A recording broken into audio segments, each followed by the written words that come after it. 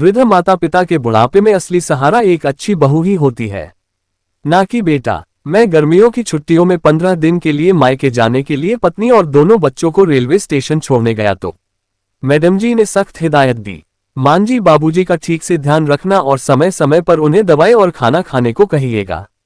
हाँ हाँ ठीक है, जाओ तुम आराम से, 15 दिन क्या 1 महीने बाद आना, माँ बाबूजी और मैं मजे से रहेंगे। और रही उनके ख्याल की बात तो मैं भी आखिर बेटा हूं उनका, मैंने भी बड़ी अकड़ में कहा। पत्नी मुस्कुराते हुए ट्रेन में बैठ गई। कुछ देर में ही ट्रेन चल दी। उन्हें छोड़कर घर लौटते वक्त सुबह के 8:10 ही हुए थे तो सोचा बाहर से ही कचौरी समोसा ले चलूं ताकि माँ को नाश्ता ना बनाना पड़े। घर पहुंचा तो माँ ने कहा, तुझे नहीं पता क्या, हमने तला गला खाना पिछले 8 महीनों से बंद कर दिया है।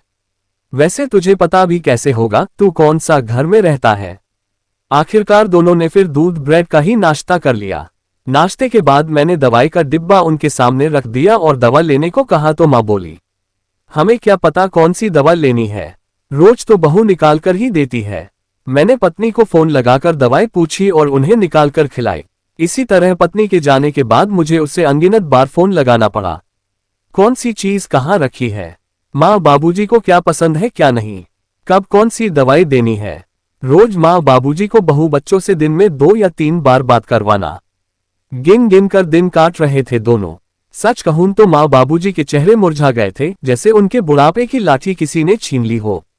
बात बात पर झुंझलाना और चिड़चिड़ापन बढ़ गया था उनका। मैं खुद अपने आप को बेबस महसूस करने लगा। मुझसे उन दोनों का अकेलापन देखा नहीं जा रहा था। आखिरकार अपनी सारी अकड़ और एक बेटा होने के अहम को ताक पर रखकर 1 सप्ताह बाद ही पत्नी को फोन करके बुलाना पड़ा। और जब मेरी पत्नी और बच्चे वापस घर आए तो दोनों के चेहरे की मुस्कुराहट और खुशी देखने लायक थी, जैसे पतझड़ के बाद किसी सूख चुके वृक्ष की शाख पर हरी पत्तियां खिल चुकी हो। और ऐसा हो भी क्यों नहीं, आखिर उनके परिवार को अपने कर्मों से रोशन करने वाली उनकी बहू जो आ गई थी। मुझे भी इन दिनों में एक बात बखूबी समझ आ गई थी और वो ये कि वृद्ध माता पिता के बुढ़ापे में असली सहारा एक अच्छी बहू ही होती है, ना कि बेटा।